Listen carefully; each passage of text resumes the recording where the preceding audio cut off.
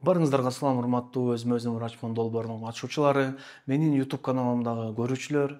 Сиздер менен бүгүнкү видеодон көрүшүп турганыма абдан кубанычтамын. Мен Бекчан Турабеков, жалпы практикалык дарыгермин. 500 миңден ашуун адам менин түрдүү чыгарган медициналык маалыматтарымды көрүп, угуп, өздөрүнүн медициналык сабаттуулугун жакшыртып келүүдө. Азыркы учурда ушул кыргыз элибиздин ден соолугун жакшыртуу максатта ар бир жараныбыз өз ден соолугуна өзү жоопкерчилик алсын деп, өзүм врачмын аттуу долбоорду негиздеп, азыркы учурда элибиздин сабаттуулугун жакшыртуу менен алектенип жатам. Буга чейин 5400дөн ашуун бейтапты жеке көзөмөлүмдү дарылоо кылып, алардын ийгиликтүү дарылануусун, ийгиликтүү айыгуусун камсыз кылдым. Менин YouTube каналыма катталып, Instagram баракчаларыма катталып, бул видеону башкалар менен бөлүшүп кетиңиздер. Бул видеодо сиздер менен ушул өзүм врачмын долбоорунун катышуучулары менен жүргүзүлгөн түз эфирди бөлүшмөкчүмүн. Барыңыздарга ийгилик жана жагымдуу көрүүнү каалайм. Салам алейкум, угулуп атабы? Алейкум ассалам, угулуп атат. Байке, бизде мындай суроода балабыз 3төн өттү. Кесир аба менен төрөгөн келинчегим. Аябай кеч басты, 1 жаш 7 айында басты. Анан тили дагы эле мама папа деп чыккан эмес, сүйлөгөн эмес. Анан ой сүйлөйт анча азыркы балдар ушинтип атат деп жүрө бердик. Азыр 3төн өттү, 3 жаш 2 ай болду. Тили дагы эле чыга элек. Сүйлөй элек, анан эч нерсени түшүнбөйт. Тигин алып берчи, буну алып берчи деп айтканда да түшүнбөйт. Туалетке чычам, сием деп дагы айтпайт. Турган жеринен сыйып салат. Анан канча врачка апардык, көп жерге апардык, витамин жазып берет. Бул витамин ичип бүткөндөн кийин келгиле. Бассейнге алып баргыла, парктарга алып баргыла деп азыр ошону алып барып жүрөбүз, бирок эч кандай жыйынтык жок да. Сиздерди ошо YouTube'дан көрүп калдык. Ошо менин азыр бир эле суроом бар, өтө маанилүү суроо. Аудиограмма өткөрдүңүздөрбү ушул балаңызга? Кулагын текшерип, сурдоолук көрүп, угабы укпайбы деп текшерип көрдүбү? Башын тарттырдык, уктап атканда тартат экен, ойгоо кез. Кулагынчы, кулагын. Тартканбыз. Эмне деп чыгарды ошол кулагына? Кулагы жакшы эле деп жыйынтык айтышкан. Сиздер атын айтып чакырганда кароолор болобу мындай карап? Ооба, болот. Атын айтсак, атын айтсак карайт мындай. Бирок ойноп аткан нерсесин алдыгына берчи, алдыгына алчы дегенге вообще түшүнбөйт да. Анан бир нерсени мисалы суусаса, мультфильм көрөм десе, мисалы бүт баарын кол менен көргөзөт. Колуңан жетелеп барат, суу. Указательный жест барбы? Монтип көрсөтөбү колу менен указательный жест? Жок, антип көргөзбөйт. Сенин колуңду кармайт, жетелеп келет да, анан сенин колуң менен көргөзөт. Өзү кол менен көргөзбөйт, Өзү көргөзбөйт кол менен. Мамасынын колунан же менин колуман жетелеп келет. Ошол анан туруп эле бир чаңырып ыйлап жиберет, анан туруп күлөт бир мындай. Поведениялар бир кызыктай болот мындай, поведение. Мындай түшүнбөйсүң да, туруп эле тамак ичип отуп эле бир жерде карап эле каткырып жиберет. Мылжыйып эле күлүп, туруп эле ыйлап жиберет. Мындай алып барбаган жери калган жок, бүт жакка эле алып барып атабыз. Тияк направление тияка берет, бияка берет, бул витаминди ич дейт, муну алгыла, тигини алгыла, анан келгиле дейт. Сарсанып отурсу, уже 3 жаштан өттү. Ушу баары эле айтып коет, жок дегенде 1-2 ооз сөз сүйлөш керек болчу, ич керек болчу бул убакта деп. Ушинтип атышат. Негизи сиздерге албетте сабырдуулук тилейм, ушунча аракет кылып, албетте кеч болсо да бирок баштап, башка жактарга, ар жерлерге алып барып кылып атыпсыздар. Эми бул жерде чынында кулагынын угуусу жакшы болгону бул биз үчүн бир чоң жеңиш деп айтсам жаңылышпайм. Себеби дегенде, эгер кулагы да укпай калганда, бул чынында анда биз кандай гана нерсе кылбайлы өтө чоң маселелер пайда болмок да. Бирок бул жерде азыр сиздин фокус, план бардык жасап аткан аракеттериңиздер, келинчегиңиздер экөөңүздөрчү бир эле баланы сүйлөтсө экен деген аракет болуп атат да, туурабы? Ушу сүйлөсө экен, өзү туалетке барам, чычам деп айтып калса экен деген нерселер болуп атат да, көрдүңүзбү? Бирок мен не деп сиздерге кеңеш берет элем? Мен мисалы мындай пациенттер көп кайрылды, көп биз биринчи план койгондо, мисалы бир пациентим менен план койгондо тоже ушундай эле состояние, указательный жест эле чыгарганын үстүндө иштедик да, жөн эле. Бир эле нерсе, ушул кантип баланын указательный жестин чыгарабыз, эмнелерди жасайбыз, кандай поведенческий терапиялар болобу же кошумча кандай препараттар болобу, аркы берки болобу дей койчу, эмнелерди жасап, мына баардыгын ушинтип акырындык менен башташ керек болот да бул жердечи. Анан бул жерде жөн эле витамин ичип коюу же бассейнге барып коюу же паркка сейилдетип коюу чынында жетишсиз. Бул жерде албетте комплекс түрдө далилденген ыкмалар менен алектениш керек болот. Эң негизгиси бир жерлерге ташып эмес, көпчүлүк учурда ата-эне үйдөн алектенүү керек болот да. Мен бүт ушундай сүйлөгөн балдар, аутизмдин белгилери бар балдар, СДВГсы бар балдардын историяларын окуганда именно ата-энеси үйүндө, үй шартында күнүмдүк жашоодо көп алектенүү менен ошол абалдардан чыгышып, айыгып, как положено здоровый адамдай болгон абалдарга көп келишкендери айтылат да бардык изилдөөлөрдө дагы. Ошондуктан ата-эненин аракетинен бул жерде 90% нерсе көз каранды да. Анан азыр бул нерсе менен сиздерге мен эмнени айткым келип атат? Бул нерсе менен дүйнө жүзүндө кандай гана күчтүү специалист болбосун, кандай гана күчтүү препарат болбосун, эч качан сиздердин аракетти, сиздердин күнүмдүк жасай турган нерсеңиздерди бул заменять эте албайт да. Анан сизге эми экинчи негизги суроом, кулак боюнча сурадык, эми экинчи негизги суроом, ушул учурга чейин ферритин, витамин Д'ларын текшертип, толуктатып ушинттиңиздер беле? Жок, андай. Бул дагы эң негизги ключевой момент да. Себеби дегенде көптөгөн клиникалык изилдөөлөрдө мындай деп айтылат да. Баланын организминде анемия бар болсо, железо дефицитине, же витамин B12 дефицитин анемия бар болсо, же фолиевая кислота дефицитин анемия бар болсо, же витамин D жетишсиз болсо, ал балдарда 30-40% риск болот сүйлөбөй калышына, поведениясынын бузулушуна, аутизмге кабылышына, СДВГга кабылышына, интеллектинин өспөй калышына, бүт ушул нерселер 40%га чейин баягы рискти жогорулатары айтылган да, көрдүңүзбү? Анан менин практикамда да кээ бир учурлар болду. Келет ушундай эле көйгөй менен айтат, ушундай сүйлөбөйт, эчтеке кылбайт, жебейт, даже билбейт, өзүнүн бутун кие албайт. Текшере келгенде железо дефицитинин анемиянын өтө оор түрү. Анан ошол ооруну дарылагандан кийин эле баягы бала кадимкидей 180% өзгөрүп кеткенин байкап аткан учурлар болуп атат да. Анан эне айтат, доктор чота мен мындай ишенбедим эле, эми анемияны дарыласа кантип ушундай болот?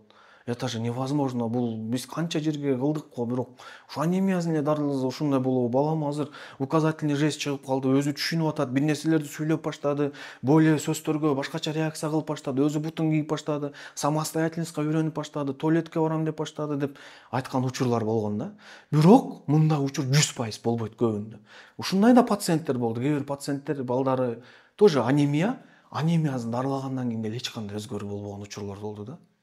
Көрдүңүзбү? Но в любом случае баланын нормальный мээзинин, телосложениясынын, интеллектинин өзүбүз үчүн бул эки көрсөткүчтү дайыма нормада кармап жүрүү бул ар бир ата-эненин милдети деп айтам да.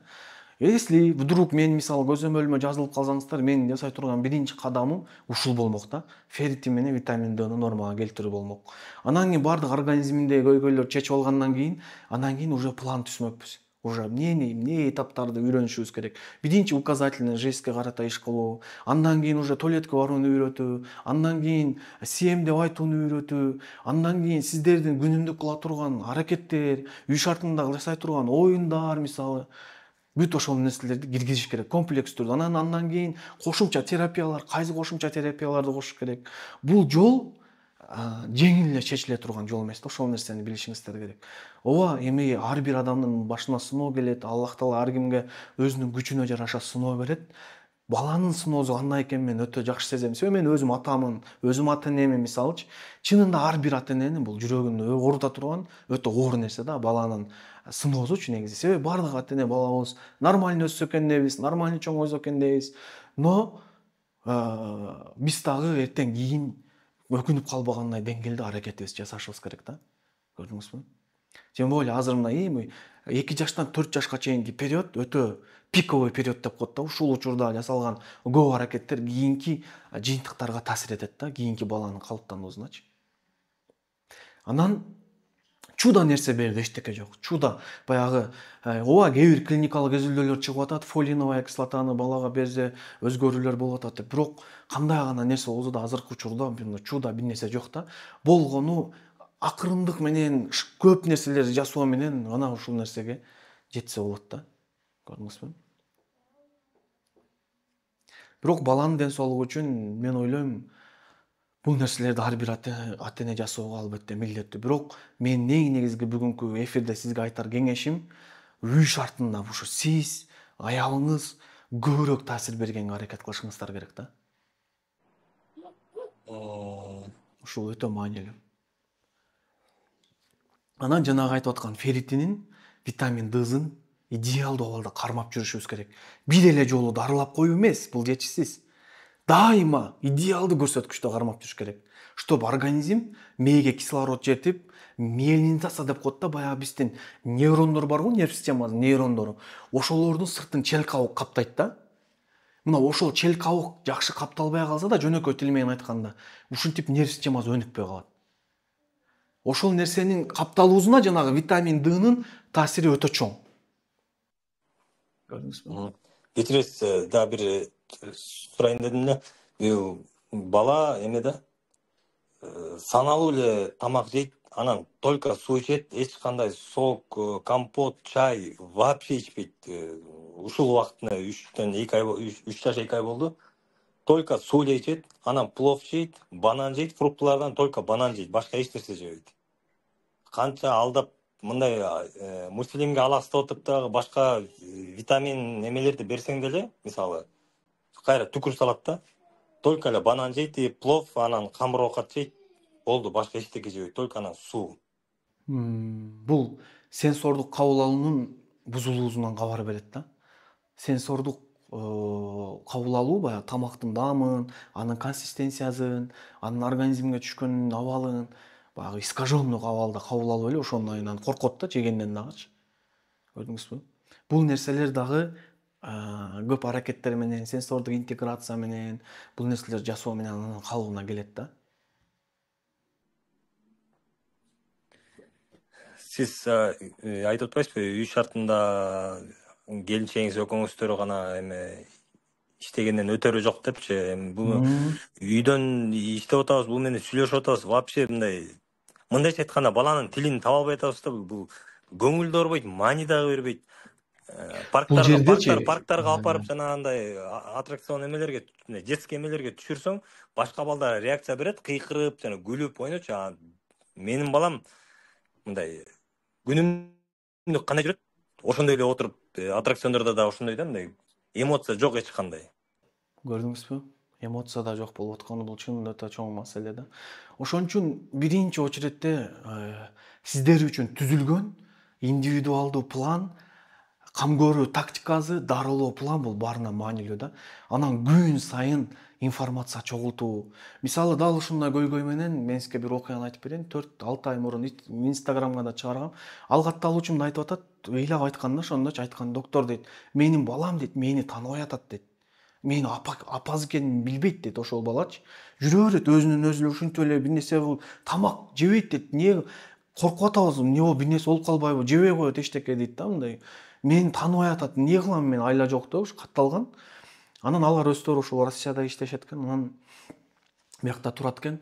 Дарылоону баштадык. Жанагы эле көйгөй экөө аныкталды, витамин D дефицити өтө жаман деңгээлде, ферритин анемияны өтө оор тур экен.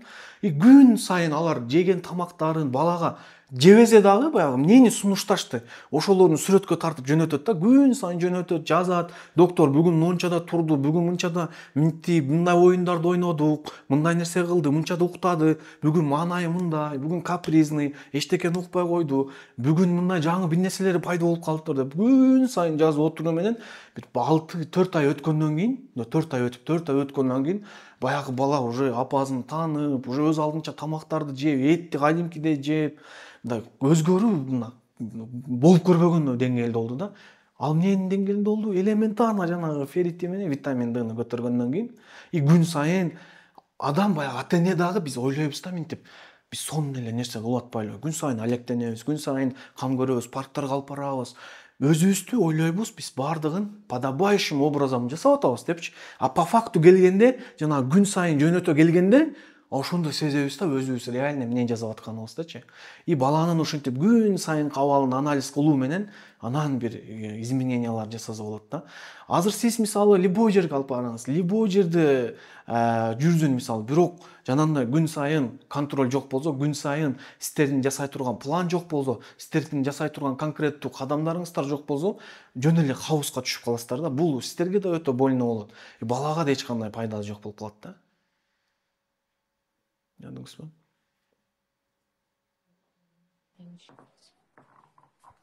Кечиресиз, ферритин көтөргөнгө эмне витаминдер ичиш керек?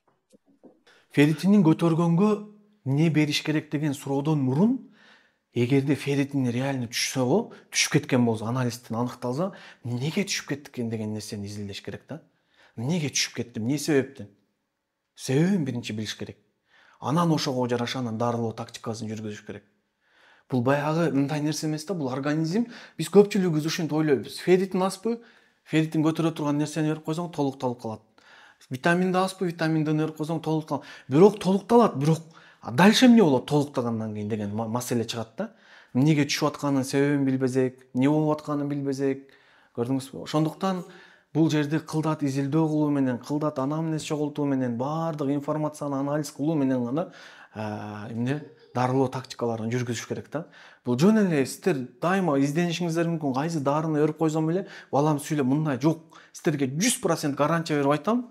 Ким эгерде сиздерге мына могу дары идеальный сүйлөтө коет балаңы мындай кыла, ал сиздерди 100% алдап атат. Андай нерсе жок. Бул жерде баардык факторлор комплекс түрдө жасалыш керек да. Көрдүңүзбү?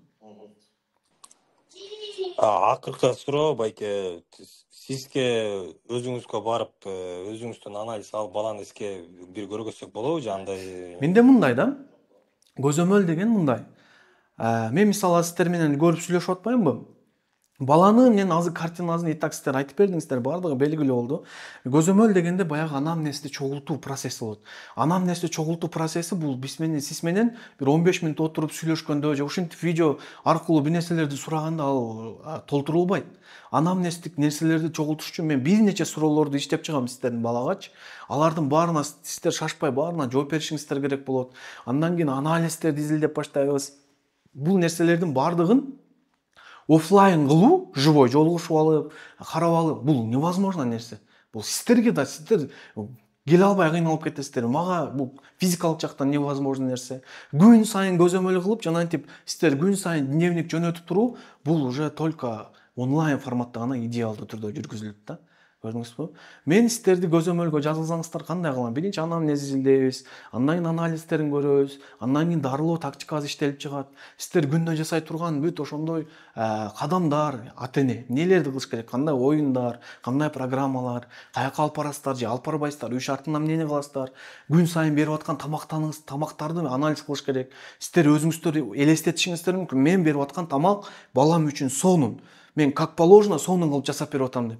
А ошол нерсени мен көрөм дагы өзүмдүн комментарийимди берем. Жок, могу сонун эмес, мындай кылып жасап бергиле, мына мондай кылгыла, могу нерселерди кошкула, бул нерсени мондай форматта бергиле, анан сиздер жазасыздар, мына бергенде мындай болду. Ушинтип күн сайын коммуникация, күн сайын коннект кылып туруу менен гана биз бир нормальный бир көзгө көрүнө тургандай результатка жетсек болот да. Кыйын, жеңил эмес, бирок баланын ден соолугу үчүн бул кадамдарды жасоо чынында татыктуу болуп эсептелет. Бул кадамдарды бизде тилекке каршы эч ким жасагысы деле келбейт, ага убактыбыз деле жок. Бизде көпчүлүк дарылоо программалары кандайча түзүлөт. Жөн эле кадимкидей жана бир алып барып көрсөтсөк болобу деп алып барасыздар. Көрөт, аяк биягын карайт, ушундайбы, андай мындай. Эми могу дарыларды берип көргүлө, биринчи анализ жазат, мына анализди тапшырып көргүлө. Алар тапшырасыздар, кайра алып келесиздер, дары жазып берет, бүттү. Башка эмне кыласыздар? Анан айтат, сенсорный интеграцияга баргыла, ABA терапияга баргыла, ЛФК, РКРК, бассейнге баргыла. И так ушинтип эле айтып атпайбы сиздерге? Болду, ошо менен бүтөт. Эмне кыласыздар? Анан дальше жанагы эле состоянияга түшөсүздөр да. Мына кылдык, эчтеке результат болбой атпайбы? Эмне болду? Жанагындай эле опустошение болуп калат да сиздерде дагычы. И каждый неудачный попыток уже сиздердин желанияны азайтып берет. Балага болгон аракетти азайтып, демотивация кыла берет да. Каждый неудачный попыткачы. Көрдүңүздөрбү? Ошон үчүн бул жерде биз более мындай могу дарылоону, баланы дарылоону мындай реалистичный кабыл алганга аракет кылышыбыз керек да.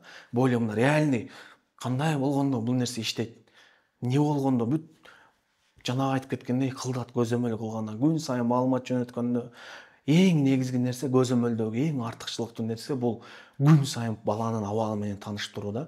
Көзөмөлдүн эң негизги артыкчылыгы көпчүлүк адамдар ойлойт, препаратта оригинал препараттарда дагы өтө чоң артыкчылыктар бар, бирок күн сайын жанагы көзөмөлдүн эмнени жөнөтүп туруда да. Себеби күнүмдүк алган ар бир информация бул базы жок нерсе да. Бул нерсени сиздер деле өз алдыңызча жасай албайсыздар да. Өз алдыңызча жасасаңыздар, эмнени жасайсыздар? Эмне тамак бердик, эмне дары иштик, ошол эле. А башканын эме болсо аркы берки мен бир 40ка жакын күн сайын толтура турган нерселерди берем сиздерге, ошонун баарын күн сайын толтуруп жөнөтүп туруш керек болот да. Макул байке, биз сизге буюрса жазылсак, эмелерди токтотпошубуз керек па анда? Биз азыр аба терапияга көргөзүп атабыз. Аларды как обычно жасай бересиздер, как обычно аларды алып бара бересиздер.